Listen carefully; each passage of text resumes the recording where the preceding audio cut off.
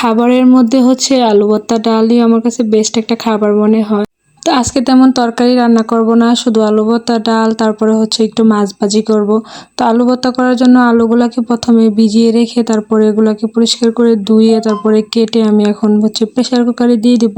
আর ডালটা হচ্ছে আমি গতকালকে রাতেই রান্না করে ফেলছিলাম, মানে রাতে হচ্ছে একটু ডাল রান্না করছিলাম। তো আজকে আর তেমন ঝামেলা নেই, জাস্ট শুধু আলু ভর্তা আর করব আর ডাল করব। তো আলুগুলো এখন হচ্ছে আমি প্রেসার কুকারে দিয়ে দিচ্ছি। আর তারপর হচ্ছে আমি কিছু মাছ নামিয়ে নিয়েছি। প্রথমে ভাবছিলাম যে একটু পাঙ্গাস মাছ ভাজি করব, তারপরে দেখি যে না, এই মাছগুলো হচ্ছে অনেক দিন ধরেই রয়ে গেছে, এগুলা বাজার থেকে আনার পরও একদিনও খাওয়া হয় নাই। তো ভাবলাম আজকে একটু ভাজি করে ফেলি কেমন লাগে।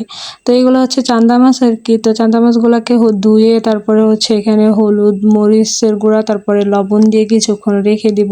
তারপরে হচ্ছে আমি চুলার মধ্যে এগুলো এখন ভেজে ফেলবো। তো ফ্রাই প্যানে তেল দিয়ে তারপরে এক এক করে হচ্ছে মাছগুলা দিয়ে দিচ্ছি। আর এই আলু ভর্তা ডাল এগুলো হচ্ছে আমার একটা ইমোশন বলতে পারেন, যার কারণে আমি হোস্টেলে যখন পড়ালেখা করছি প্রতিদিন সকালে হচ্ছে আমি এই আলু ভর্তা ডাল খেতাম, মানে আমাদেরকে প্রতিদিন সকালে এই আলু ভর্তা ডাল দেওয়া হতো। তখন খুব বোরিং লাগতো, বোর হতাম যে আলু ভর্তা ডাল প্রতিদিন।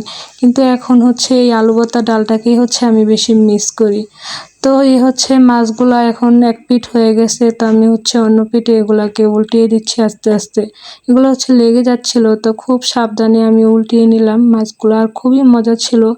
তারপরে হচ্ছে আলু ভর্তাগুলো করার জন্য আলুগুলো ছুলে এখন হচ্ছে মরিচগুলো আমি করতেছিলাম, ডলে নিচ্ছিলাম, কিন্তু মরিচগুলো হচ্ছে একদম হয়ে গেছিলো, বাতাসে ঢুকছে সম্ভবত। তো আলু ভর্তাটা বানিয়ে ফেললাম। আর এই আলু ভর্তা আমার খুবই একটা প্রিয় খাবার, সাথে ডাল মাছ ভাজি অথবা ডিম হলেই হয়। এই হচ্ছে আমার দুপুরের খাবার, খুবই সাধারণ, খুব তৃপ্তি করেই হচ্ছে আজকে খাবারটা খেয়েছি। তারপর হাজবেন্ড হচ্ছে একটু খেজুর নিয়ে আসছে, এই খেজুরটা খুবই মজা, একটু কাঁচা টাইপের। তো আজকের ভিডিওটা এই পর্যন্ত।